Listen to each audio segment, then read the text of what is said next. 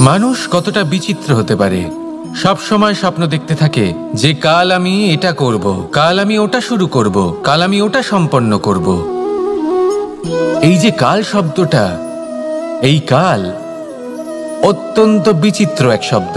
আমরা সবসময় এটাকে আসতে দেখতে পাই, কিন্তু এটা আসাতে বর্তমানে পরিণত হয়। আবার আজ নতুন কাল দেখতে পাই, তার জন্য অপেক্ষা করি যখন সেটা সামনে আসে, বর্তমানে পরিণত হয়। এই কাল সবসময় একটা মিথ্যে সান্ত্বনা দেয় যে সে আসছে, কিন্তু সে কখনোই আসে না। যেটা আপনার হাতে রয়েছে তা হলো আজ, বর্তমান। তাই যা করার আছে, যা সম্পন্ন করতে চান, যা শুরু করতে চান, আজ করুন, বর্তমানে করুন। কারণ আজ আপনি যা করবেন সেটাই আপনার ভবিষ্যৎ নির্ধারিত করবে। ভবিষ্যতের বিষয় ভাবতে থাকলে ভবিষ্যৎ সুন্দর হবে না। আজ কর্ম করতে হবে। তাই আজ বর্তমানে জীবনযাপন করুন, কর্ম করুন, আর আমার সাথে ভালোবেসে বলুন রাধা রাধা।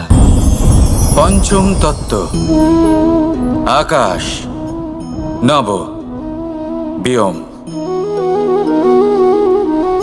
আসলে কোনো ভ্রম নাকি সত্য? ভ্রম তো হতে পারে না, কারণ ভ্রমের মধ্যে কেউ বাঁচতেই পারে না। আর যদি সত্য হয় তাহলে এতটাই বিশাল যে আমাদের চোখের থেকে, আমাদের ইন্দ্রিয়ের থেকে, আমাদের মস্তিষ্কের থেকে, আমাদের চিন্তা ভাবনার থেকেও অনেক ঊর্ধ্বে, যাকে আমরা বুঝতেই পারি না। এটা যতটাই বিশাল আকার, ঠিক ততটাই সরল। এই আকাশ যতই অন্ধকারাচ্ছন্ন, ততটাই আলোর প্রকাশ প্রদান করে থাকে। দেখতে গেলে এ হলো জীবনের সঞ্চালক, কিন্তু যদি ক্রুদ্ধ হয়ে যায় তাহলে প্রাণ কেড়ে নিতেও দ্বিধা বোধ করে না। এই আকাশ শুধুমাত্র পৃথিবী লোক নয়, বরং এই সমগ্র ব্রহ্মাণ্ডকে, এই সমগ্র সৃষ্টিকে, এর প্রত্যেকটা তারাকে, প্রত্যেকটা গ্রহকে একটা বিশেষ স্থান প্রদান করে। এর নিজের কোনোই অস্তিত্ব নেই, কিন্তু সকলকে অস্তিত্ব প্রদান করে। এটাই হলো এই আকাশের মাহাত্ম্য। এই আকাশই হলো মাহাত্ম্যের প্রতিরূপ, যা আমাদের ভাবনা দ্বারা উৎপন্ন হয়। আপনিও আকাশের মতো এই বোধকে আপন করে নিন। আপনার জীবনও আকাশের মতন মহান এবং বিশাল হয়ে উঠবে। আর তখনই মন সুপ্রসন্ন হয়ে বলবে রাধা রাধা। আপনার থেকে বড়, আপনার থেকে মহান হলেন সেই গুরু। এটা কি আবশ্যক যে সেই গুরু কোনো ব্যক্তিই হবেন? কখনোই নয়। গুরু হলেন একটা তত্ত্ব, গুরু হলেন একটা শক্তি। গুরু একজন ব্যক্তি হলে শুধুই একজনই হতেন, কিন্তু তা নয়। গুরু হলেন একটা অনুভূতি, গুরু হলেন শ্রদ্ধা। গুরু তিনি যিনি আপনার ব্যক্তিত্বের পরিচালক হন। গুরু তিনি যিনি আপনার ব্যক্তিত্বের নির্মাতা হন। আপনি কখন, কোথায়, কোন স্থানে, কি রূপে গুরু লাভ করবেন আর কি শিক্ষা লাভ করবেন তা নির্ভর করছে আপনার মানসিকতার উপর, যে আপনি সকলকে কিভাবে আপন করে নিতে পারেন। যদি আপনি গুরুকে আপন করতে চান, জ্ঞানকে আপন করতে চান, তাহলে আপনার মধ্যে শ্রদ্ধা জাগ্রত করতে হবে, সামর্থ্য জাগ্রত করতে হবে। আপনি গুরু এবং জ্ঞানকে আপন করে নিতে পারলে তা এমনিই আপনাকে মহান করে তুলবে। তাহলে আসুন আর আমার সাথে ভালোবেসে বলুন রাধা রাধা। এই সংসারে এমন কিছু মানুষ আছেন যাদেরকে আপনার ভালো লাগে, তারা আপনার প্রিয়। আমরা চাই ওনারা আমাদের কাছে থাকুন, আমরা ওনাদের কাছে থাকি। এবার সেই ক্ষেত্রে আমরা তাদের ভালো ভালো উপহার দেওয়ার চেষ্টা করি, কারণ ওনারা হলেন আমাদের প্রিয়। আর তার বদলে আমরা আশা করে থাকি যে ওনারা আমাদের একটু সম্মান করবেন। এবার এই মানুষজন যারা আমাদের প্রিয়, এদের আমরা একটা উপহার দিই। সোনা দিয়ে থাকি, আভূষণ দিয়ে থাকি, হিরে মুক্তো দিয়ে থাকি। কিন্তু যদি ভেবে দেখি, এই সব কিছুরই একটা মূল্য আছে। ভেবে দেখুন, আপনি কি তাদের এমন কোনো উপহার দিতে পারেন যা কিনা অমূল্য? তা এরকম উপহার কি হতে পারে? ঠিক বলেছেন আপনি, প্রেম। এই প্রেমই হলো অমূল্য, কারণ মন থেকে এর উৎপত্তি হয়।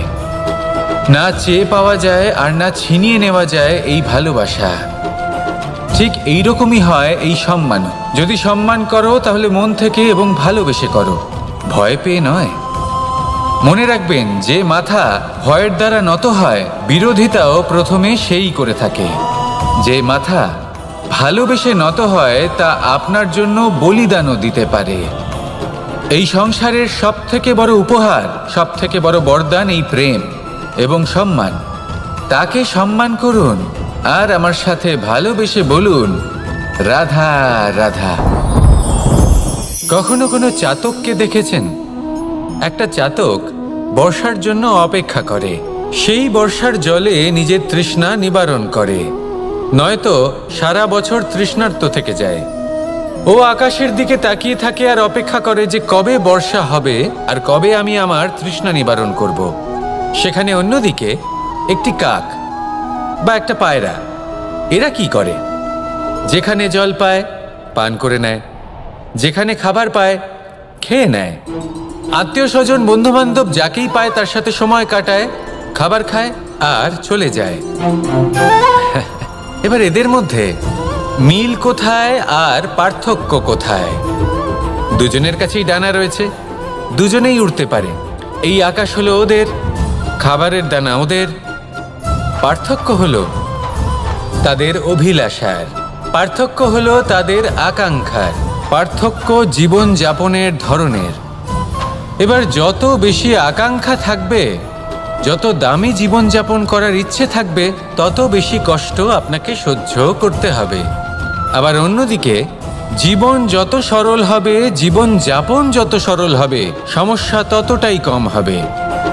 তাই সবসময় চেষ্টা করবেন আপনার মানসিকতা এবং আপনার জীবন যেন সরল হয়। ভালোবাসতে থাকুন। যদি কেউ আপনাকে ভালোবাসে, তাকেও আপনি ভালোবাসা ফিরিয়ে দিন। তাদের সাথে কথা বলুন, কিছু তাদের কথা শুনুন, কিছু নিজের কথা বলুন। দেখবেন সকল তাপ উত্তাপ দূর হয়ে গেছে।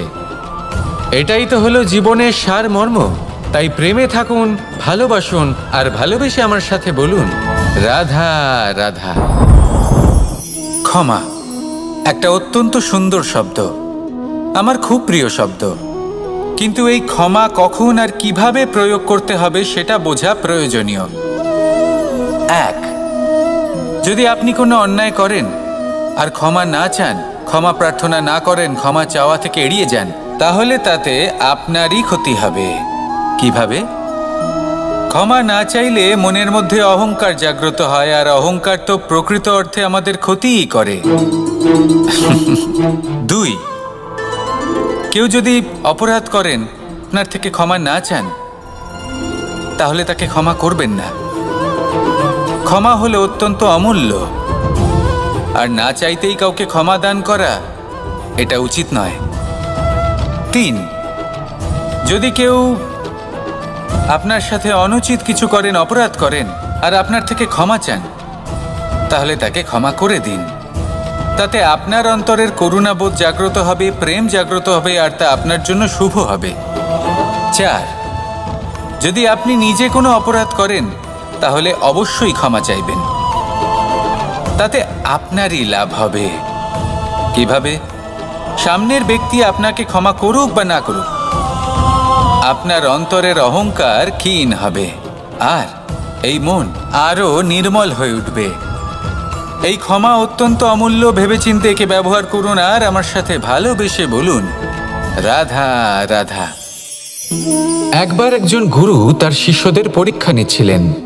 উনি ওনার প্রত্যেক শিষ্যকে একটি করে পাখি দিয়ে বললেন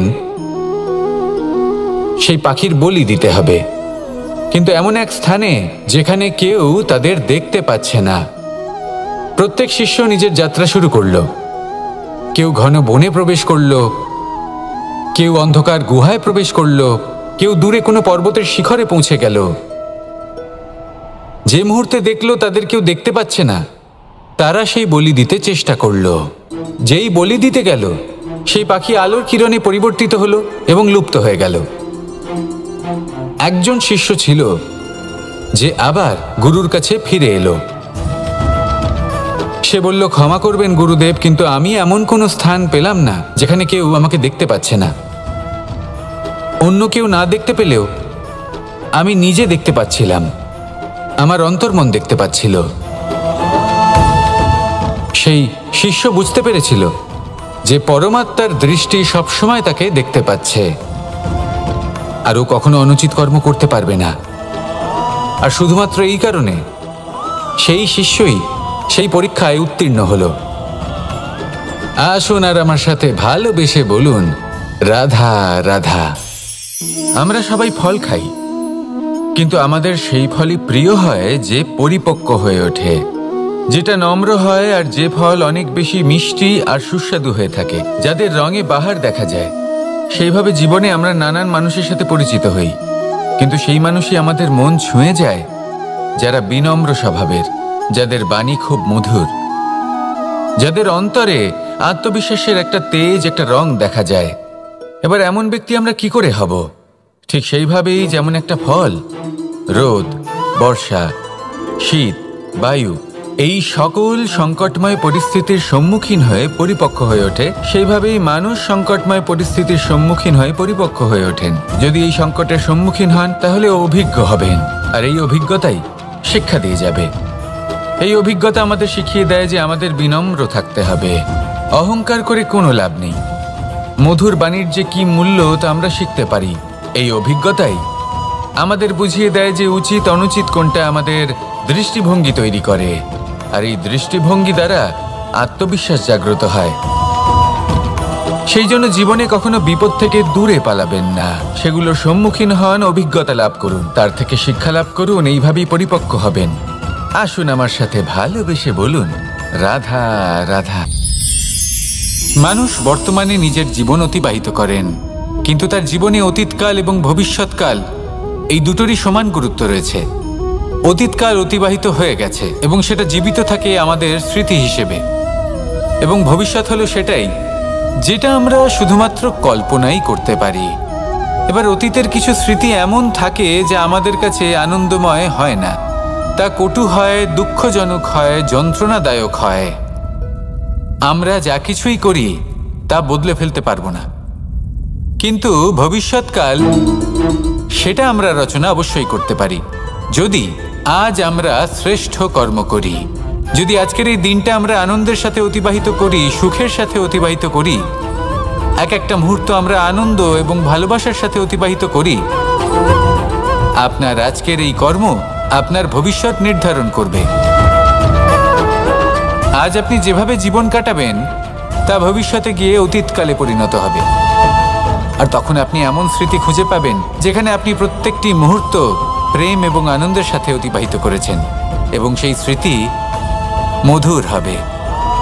তাহলে আজ শ্রেষ্ঠ এবং উচিত কর্ম করুন, আপনি নিশ্চিত রূপে একটি উজ্জ্বল, শুদ্ধ, পবিত্র এবং আনন্দময় ভবিষ্যৎ লাভ করবেন। আসুন আমার সাথে ভালোবেসে বলুন, রাধা রাধা। এই সংসারে অনেক অনেক এমন জ্ঞানী আছেন যারা নিজের সমস্ত জীবন জ্ঞান অর্জন করতে অতিবাহিত করেছেন। এই সংসারে এমন কোনো বেদ নেই, কোনো পুরাণ নেই, কোনো শাস্ত্র নেই, কোনো ভাষা নেই যা ওনারা জানেন না। এমন কোনো বিষয় নেই যা নিয়ে ওনারা কোনো বক্তব্য রাখতে পারবেন না। কিন্তু আমরা এই সকল জ্ঞানীকে কি ভালোবাসতে পারি? এনাদের সকলকে সম্মান করতে পারি না। কারণটা কি? দেখুন, বেদ পড়া একটি আলাদা বিষয়, বেদনা বুঝতে পারা অন্য ব্যাপার। এবং বেদনা বোঝার জন্য, সেই জ্ঞান লাভ করার জন্য আপনাকে মন থেকে করুণা এবং প্রেমের সঠিক অর্থ বুঝতে হবে।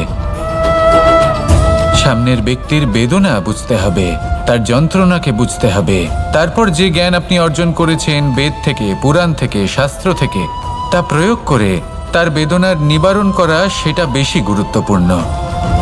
সেই জন্য জীবনে শুধুমাত্র শাস্ত্র এবং বেদ পড়ে জ্ঞান অর্জন করতে সময় নষ্ট করবেন না। মন থেকে প্রেমের কি অর্থ সেই বিষয়ে জ্ঞান লাভ করার চেষ্টা করুন, করুণাও বুঝতে চেষ্টা করুন। একজন শ্রেষ্ঠ ব্যক্তি হয়ে উঠুন, আর আমার সাথে ভালোবেসে বলুন, রাধা রাধা।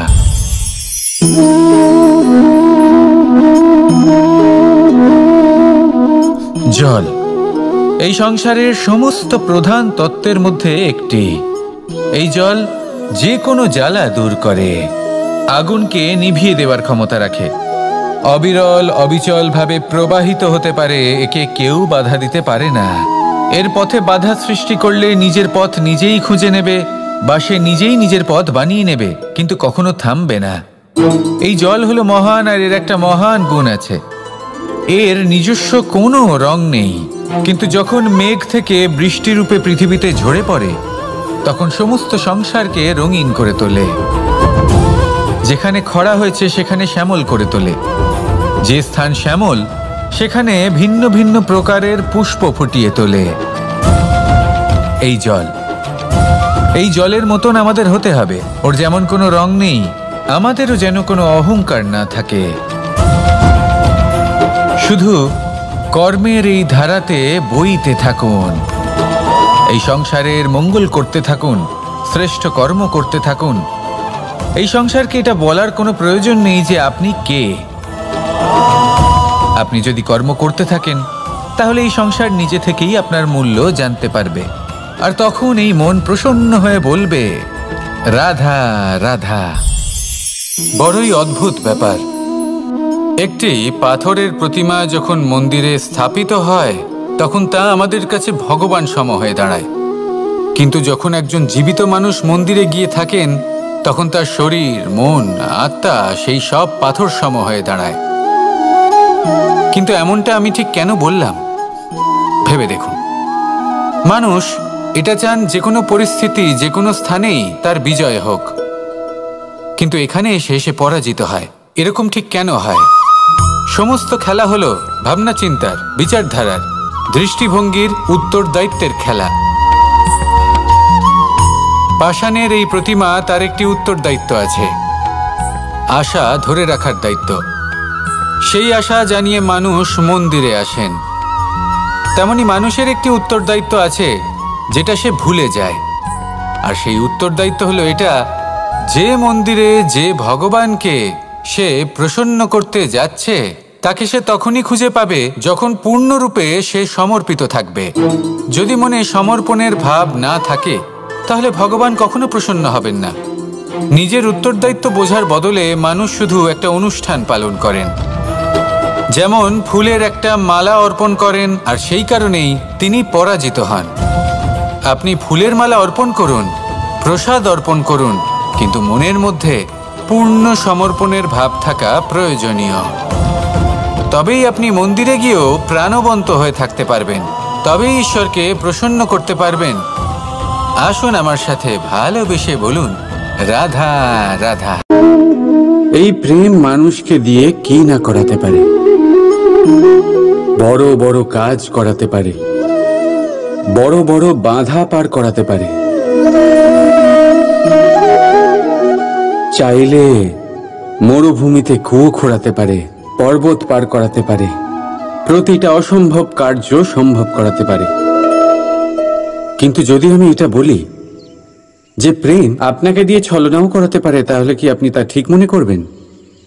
আপনার কি মনে হবে যে এরকম হতে পারে? অবশ্যই হতে পারে।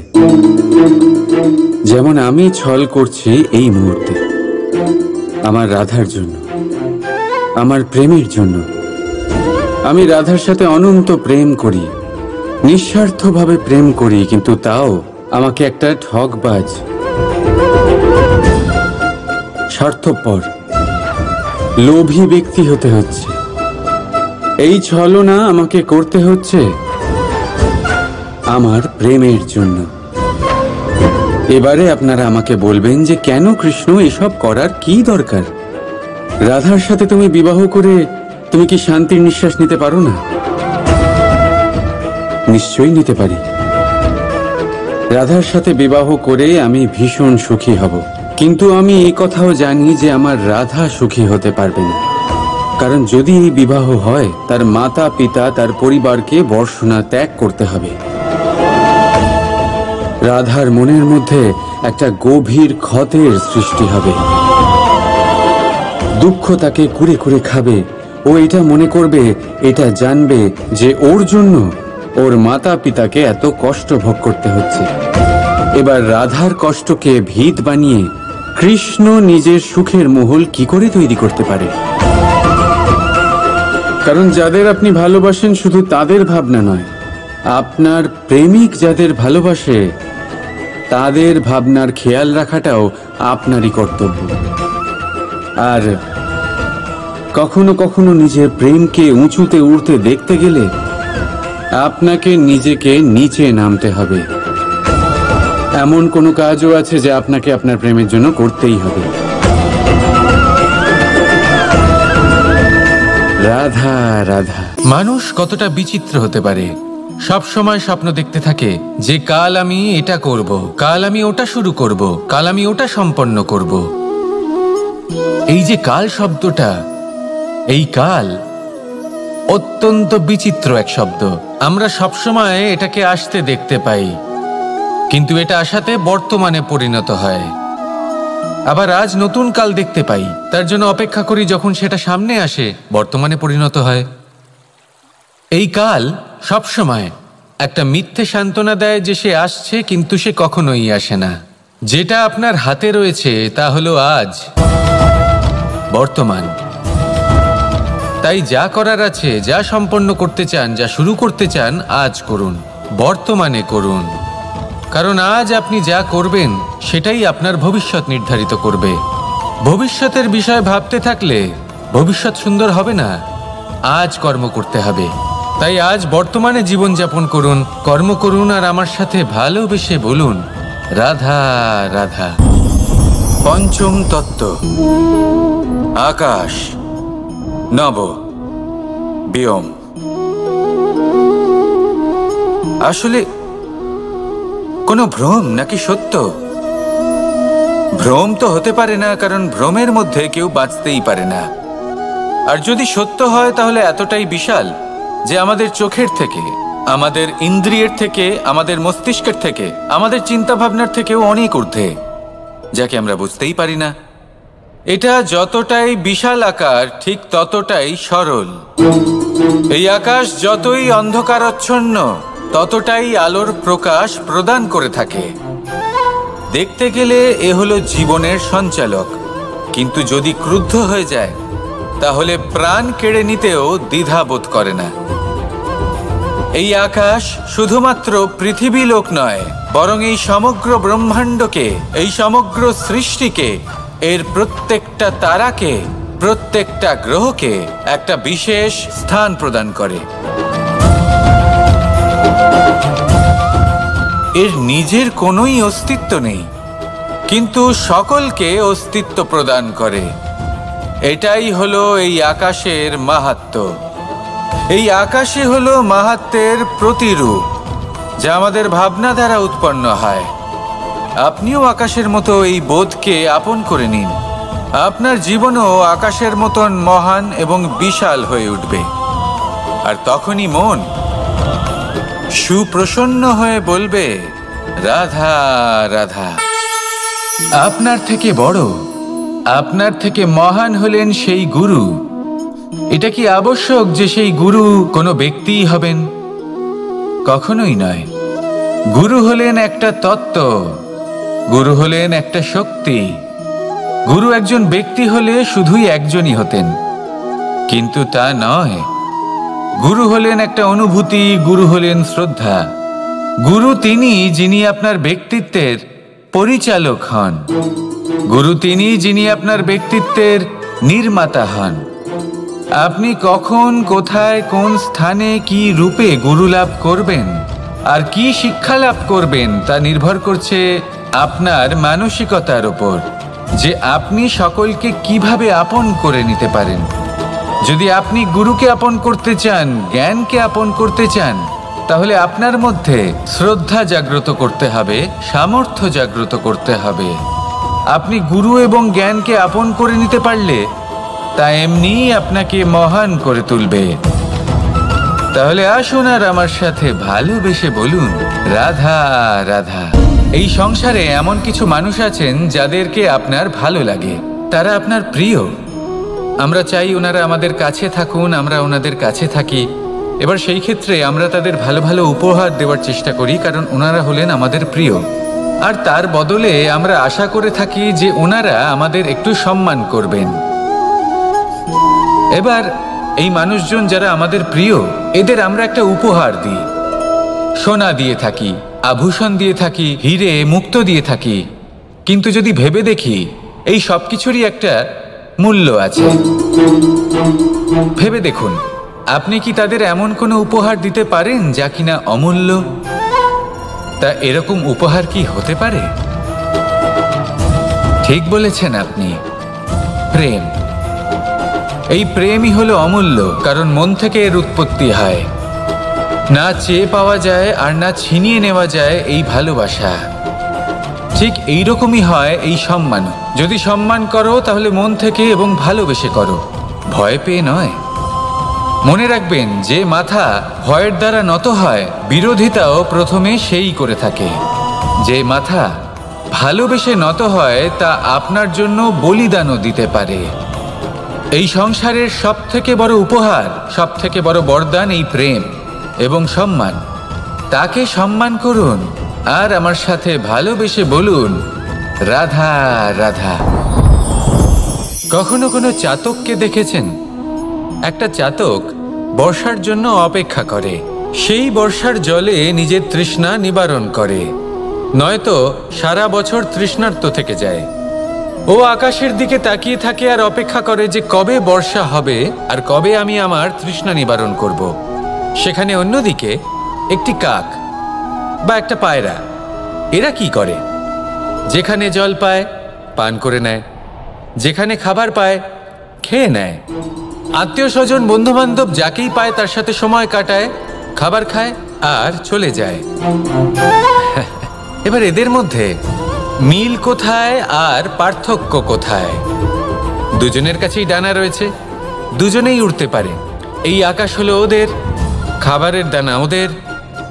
পার্থক্য হলো তাদের অভিলাষার, পার্থক্য হলো তাদের আকাঙ্ক্ষার, পার্থক্য জীবন যাপনের ধরনের। এবার যত বেশি আকাঙ্ক্ষা থাকবে, যত দামি জীবনযাপন করার ইচ্ছে থাকবে, তত বেশি কষ্ট আপনাকে সহ্য করতে হবে। আবার অন্যদিকে জীবন যত সরল হবে, জীবনযাপন যত সরল হবে, সমস্যা ততটাই কম হবে। তাই সবসময় চেষ্টা করবেন আপনার মানসিকতা এবং আপনার জীবন যেন সরল হয়। ভালোবাসতে থাকুন। যদি কেউ আপনাকে ভালোবাসে, তাকেও আপনি ভালোবাসা ফিরিয়ে দিন। তাদের সাথে কথা বলুন, কিছু তাদের কথা শুনুন, কিছু নিজের কথা বলুন। দেখবেন সকল তাপ উত্তাপ দূর হয়ে গেছে।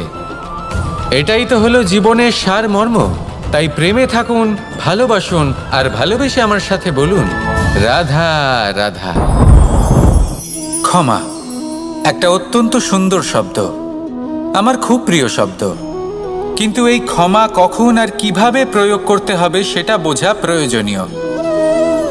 এক, যদি আপনি কোনো অন্যায় করেন আর ক্ষমা না চান, ক্ষমা প্রার্থনা না করেন, ক্ষমা চাওয়া থেকে এড়িয়ে যান, তাহলে তাতে আপনারই ক্ষতি হবে। কিভাবে? ক্ষমা না চাইলে মনের মধ্যে অহংকার জাগ্রত হয়, আর অহংকার তো প্রকৃত অর্থে আমাদের ক্ষতিই করে। দুই, কেউ যদি অপরাধ করেন, আপনার থেকে ক্ষমা না চান, তাহলে তাকে ক্ষমা করবেন না। ক্ষমা হলো অত্যন্ত অমূল্য, আর না চাইতেই কাউকে ক্ষমা দান করা এটা উচিত নয়। তিন, যদি কেউ আপনার সাথে অনুচিত কিছু করেন, অপরাধ করেন, আর আপনার থেকে ক্ষমা চান, তাহলে তাকে ক্ষমা করে দিন। তাতে আপনার অন্তরের করুণাবোধ জাগ্রত হবে, প্রেম জাগ্রত হবে, আর তা আপনার জন্য শুভ হবে। চার, যদি আপনি নিজে কোনো অপরাধ করেন, তাহলে অবশ্যই ক্ষমা চাইবেন। তাতে আপনারই লাভ হবে। কিভাবে? সামনের ব্যক্তি আপনাকে ক্ষমা করুক বা না করুক, আপনার অন্তরের অহংকার ক্ষীণ হবে, আর এই মন আরো নির্মল হয়ে উঠবে। এই ক্ষমা অত্যন্ত অমূল্য। ভেবেচিন্তে একে ব্যবহার করুন আর আমার সাথে ভালোবেসে বলুন, রাধা রাধা। একবার একজন গুরু তার শিষ্যদের পরীক্ষা নিচ্ছিলেন। উনি ওনার প্রত্যেক শিষ্যকে একটি করে পাখি দিয়ে বললেন সেই পাখির বলি দিতে হবে, কিন্তু এমন এক স্থানে যেখানে কেউ তাদের দেখতে পাচ্ছে না। প্রত্যেক শিষ্য নিজের যাত্রা শুরু করলো। কেউ ঘন বনে প্রবেশ করলো, কেউ অন্ধকার গুহায় প্রবেশ করলো, কেউ দূরে কোনো পর্বতের শিখরে পৌঁছে গেল। যে মুহূর্তে দেখলো তাদের কেউ দেখতে পাচ্ছে না, তারা সেই বলি দিতে চেষ্টা করলো। যেই বলি দিতে গেল, সেই পাখি আলোর কিরণে পরিবর্তিত হলো এবং লুপ্ত হয়ে গেল। একজন শিষ্য ছিল যে আবার গুরুর কাছে ফিরে এলো। সে বলল, ক্ষমা করবেন গুরুদেব, কিন্তু আমি এমন কোনো স্থান পেলাম না যেখানে কেউ আমাকে দেখতে পাচ্ছে না। অন্য কেউ না দেখতে পেলেও আমি নিজে দেখতে পাচ্ছিলাম, আমার অন্তর্মন দেখতে পাচ্ছিল। সেই শিষ্য বুঝতে পেরেছিল যে পরমাত্মার দৃষ্টি সবসময় তাকে দেখতে পাচ্ছে, আর ও কখনো অনুচিত কর্ম করতে পারবে না। আর শুধুমাত্র এই কারণে সেই শিষ্যই সেই পরীক্ষায় উত্তীর্ণ হলো। আসুন আর আমার সাথে ভালোবেসে বলুন, রাধা রাধা। আমরা সবাই ফল খাই, কিন্তু আমাদের সেই ফলই প্রিয় হয় যে পরিপক্ক হয়ে ওঠে, যেটা নম্র হয়, আর যে ফল অনেক বেশি মিষ্টি আর সুস্বাদু হয়ে থাকে, যাদের রঙে বাহার দেখা যায়। সেইভাবে জীবনে আমরা নানান মানুষের সাথে পরিচিত হই, কিন্তু সেই মানুষই আমাদের মন ছুঁয়ে যায় যারা বিনম্র স্বভাবের, যাদের বাণী খুব মধুর, যাদের অন্তরে আত্মবিশ্বাসের একটা তেজ, একটা রং দেখা যায়। এবার এমন ব্যক্তি আমরা কি করে হব? ঠিক সেইভাবেই যেমন একটা ফল রোদ, বর্ষা, শীত, বায়ু এই সকল সংকটময় পরিস্থিতির সম্মুখীন হয়ে পরিপক্ক হয়ে ওঠে, সেইভাবেই মানুষ সংকটময় পরিস্থিতির সম্মুখীন হয়ে পরিপক্ক হয়ে ওঠেন। যদি এই সংকটের সম্মুখীন হন তাহলে অভিজ্ঞ হবেন, আর এই অভিজ্ঞতাই শিক্ষা দিয়ে যাবে। এই অভিজ্ঞতা আমাদের শিখিয়ে দেয় যে আমাদের বিনম্র থাকতে হবে। অহংকার করে কোনো লাভ নেই। মধুর বাণীর যে কি মূল্য তা আমরা শিখতে পারি। এই অভিজ্ঞতাই আমাদের বুঝিয়ে দেয় যে উচিত অনুচিত কোনটা, আমাদের দৃষ্টিভঙ্গি তৈরি করে, আর এই দৃষ্টিভঙ্গি দ্বারা আত্মবিশ্বাস জাগ্রত হয়। সেই জন্য জীবনে কখনো বিপদ থেকে দূরে পালাবেন না, সেগুলোর সম্মুখীন হন, অভিজ্ঞতা লাভ করুন, তার থেকে শিক্ষা লাভ করুন, এইভাবেই পরিপক্ক হবেন। আসুন আমার সাথে ভালোবেসে বলুন, রাধা রাধা। মানুষ বর্তমানে নিজের জীবন অতিবাহিত করেন, কিন্তু তার জীবনে অতীতকাল এবং ভবিষ্যৎকাল এই দুটোরই সমান গুরুত্ব রয়েছে। অতীতকাল অতিবাহিত হয়ে গেছে এবং সেটা জীবিত থাকে আমাদের স্মৃতি হিসেবে, এবং ভবিষ্যৎ হলো সেটাই যেটা আমরা শুধুমাত্র কল্পনাই করতে পারি। এবার অতীতের কিছু স্মৃতি এমন থাকে যা আমাদের কাছে আনন্দময় হয় না, তা কটু হয়, দুঃখজনক হয়, যন্ত্রণাদায়ক হয়। আমরা যা কিছুই করি তা বদলে ফেলতে পারবো না, কিন্তু ভবিষ্যৎকাল সেটা আমরা রচনা অবশ্যই করতে পারি, যদি আজ আমরা শ্রেষ্ঠ কর্ম করি। যদি আজকের এই দিনটা আমরা আনন্দের সাথে অতিবাহিত করি, সুখের সাথে অতিবাহিত করি, এক একটা মুহূর্ত আমরা আনন্দ এবং ভালোবাসার সাথে অতিবাহিত করি, আপনার আজকের এই কর্ম আপনার ভবিষ্যৎ নির্ধারণ করবে। আজ আপনি যেভাবে জীবন কাটাবেন তা ভবিষ্যতে গিয়ে অতীতকালে পরিণত হবে, আর তখন আপনি এমন স্মৃতি খুঁজে পাবেন যেখানে আপনি প্রত্যেকটি মুহূর্ত প্রেম এবং আনন্দের সাথে অতিবাহিত করেছেন, এবং সেই স্মৃতি মধুর হবে। তাহলে আজ শ্রেষ্ঠ এবং উচিত কর্ম করুন, আপনি নিশ্চিত রূপে একটি উজ্জ্বল, শুদ্ধ, পবিত্র এবং আনন্দময় ভবিষ্যৎ লাভ করবেন। আসুন আমার সাথে ভালোবেসে বলুন, রাধা রাধা।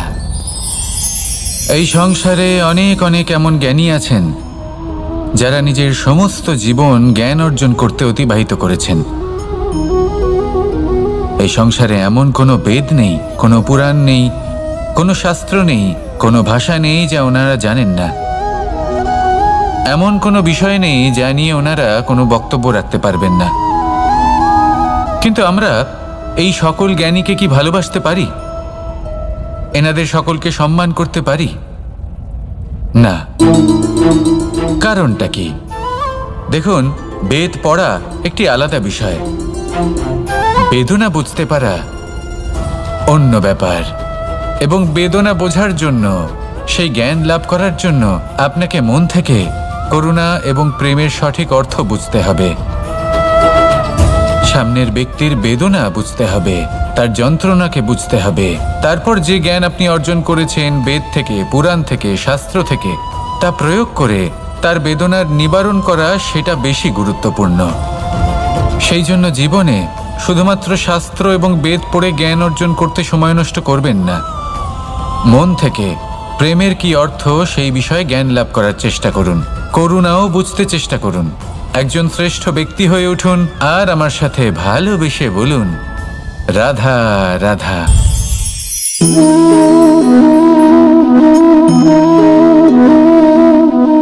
জল এই সংসারের সমস্ত প্রধান তত্ত্বের মধ্যে একটি। এই জল যে কোনো জ্বালা দূর করে, আগুনকে নিভিয়ে দেওয়ার ক্ষমতা রাখে, অবিরল অবিচল ভাবে প্রবাহিত হতে পারে, একে কেউ বাধা দিতে পারে না। এর পথে বাধা সৃষ্টি করলে নিজের পথ নিজেই খুঁজে নেবে বা সে নিজেই নিজের পথ বানিয়ে নেবে, কিন্তু কখনো থামবে না। এই জল হলো মহান, আর এর একটা মহান গুণ আছে, এর নিজস্ব কোনো রং নেই। কিন্তু যখন মেঘ থেকে বৃষ্টিরূপে পৃথিবীতে ঝরে পড়ে, তখন সমস্ত সংসারকে রঙিন করে তোলে। যেখানে খরা হয়েছে সেখানে শ্যামল করে তোলে, যে স্থান শ্যামল সেখানে ভিন্ন ভিন্ন প্রকারের পুষ্প ফুটিয়ে তোলে।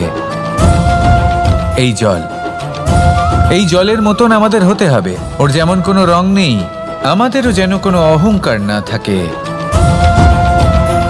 শুধু কর্মের এই ধারাতে বইতে থাকুন, এই সংসারের মঙ্গল করতে থাকুন, শ্রেষ্ঠ কর্ম করতে থাকুন।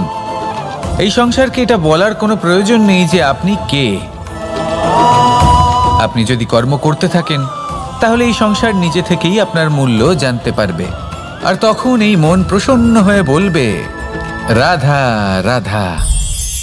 বড়ই অদ্ভুত ব্যাপার, একটি পাথরের প্রতিমা যখন মন্দিরে স্থাপিত হয় তখন তা আমাদের কাছে ভগবান সম হয়ে দাঁড়ায়। কিন্তু যখন একজন জীবিত মানুষ মন্দিরে গিয়ে থাকেন তখন তার শরীর, মন, আত্মা সেই সব পাথর সম হয়ে দাঁড়ায়। কিন্তু এমনটা আমি ঠিক কেন বললাম ভেবে দেখুন। মানুষ এটা চান যে কোনো পরিস্থিতি, যে কোনো স্থানেই তার বিজয় হোক, কিন্তু এখানে এসে সে পরাজিত হয়। এরকম ঠিক কেন হয়? সমস্ত খেলা হলো ভাবনা চিন্তার, বিচারধারার, দৃষ্টিভঙ্গির, উত্তরদায়িত্বের খেলা। পাষাণের এই প্রতিমা, তার একটি উত্তরদায়িত্ব আছে, আশা ধরে রাখার দায়িত্ব। সেই আশা জানিয়ে মানুষ মন্দিরে আসেন। তেমনি মানুষের একটি উত্তরদায়িত্ব আছে যেটা সে ভুলে যায়, আর সেই উত্তরদায়িত্ব হলো এটা, যে মন্দিরে যে ভগবানকে সে প্রসন্ন করতে যাচ্ছে তাকে সে তখনই খুঁজে পাবে যখন পূর্ণরূপে সে সমর্পিত থাকবে। যদি মনে সমর্পণের ভাব না থাকে তাহলে ভগবান কখনো প্রসন্ন হবেন না। নিজের উত্তরদায়িত্ব বোঝার বদলে মানুষ শুধু একটা অনুষ্ঠান পালন করেন, যেমন ফুলের একটা মালা অর্পণ করেন, আর সেই কারণেই তিনি পরাজিত হন। আপনি ফুলের মালা অর্পণ করুন, প্রসাদ অর্পণ করুন, কিন্তু মনের মধ্যে পূর্ণ সমর্পণের ভাব থাকা প্রয়োজনীয়। তবেই আপনি মন্দিরে গিয়েও প্রাণবন্ত হয়ে থাকতে পারবেন, তবেই ঈশ্বরকে প্রসন্ন করতে পারবেন। আসুন আমার সাথে ভালোবেসে বলুন, রাধা রাধা। এই প্রেম মানুষকে দিয়ে কি না করাতে পারে, বড় বড় কাজ করাতে পারে, বড় বড় বাধা পার করাতে পারে।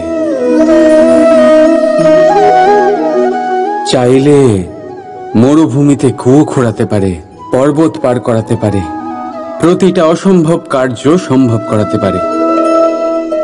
কিন্তু যদি আমি এটা বলি যে প্রেম আপনাকে দিয়ে ছলনাও করাতে পারে, তাহলে কি আপনি তা ঠিক মনে করবেন? আপনার কি মনে হবে যে এরকম হতে পারে? অবশ্যই হতে পারে। যেমন আমি ছল করছি এই মুহূর্তে আমার রাধার জন্য, আমার প্রেমের জন্য। আমি রাধার সাথে অনন্ত প্রেম করি, নিঃস্বার্থভাবে প্রেম করি, কিন্তু তাও আমাকে একটা ঠকবাজ, স্বার্থপর, লোভী ব্যক্তি হতে হচ্ছে। এই ছলনা আমাকে করতে হচ্ছে আমার প্রেমের জন্য। এবারে আপনারা আমাকে বলবেন যে কেন কৃষ্ণ এসব করার কি দরকার? রাধার সাথে তুমি বিবাহ করে তুমি কি শান্তির নিঃশ্বাস নিতে পারো না? নিশ্চয়ই নিতে পারি। রাধার সাথে বিবাহ করে আমি ভীষণ সুখী হব, কিন্তু আমি এই কথাও জানি যে আমার রাধা সুখী হতে পারবে না। কারণ যদি এই বিবাহ হয়, তার মাতা পিতা তার পরিবারকে বর্ষণা ত্যাগ করতে হবে। রাধার মনের মধ্যে একটা গভীর ক্ষতের সৃষ্টি হবে। দুঃখ তাকে কুরে কুরে খাবে। ও এটা মনে করবে, এটা জানবে যে ওর জন্য ওর মাতা পিতাকে এত কষ্ট ভোগ করতে হচ্ছে। এবার রাধার কষ্টকে ভিত বানিয়ে কৃষ্ণ নিজের সুখের মহল কি করে তৈরি করতে পারে? কারণ যাদের আপনি ভালোবাসেন শুধু তাদের ভাবনা নয়, আপনার প্রেমিক যাদের ভালোবাসে তাদের ভাবনার খেয়াল রাখাটাও আপনারই কর্তব্য। আর কখনো কখনো নিজের প্রেমকে উঁচুতে উঠতে দেখতে গেলে আপনাকে নিজেকে নিচে নামতে হবে। এমন কোনো কাজও আছে যা আপনাকে আপনার প্রেমের জন্য করতেই হবে। রাধা রাধা।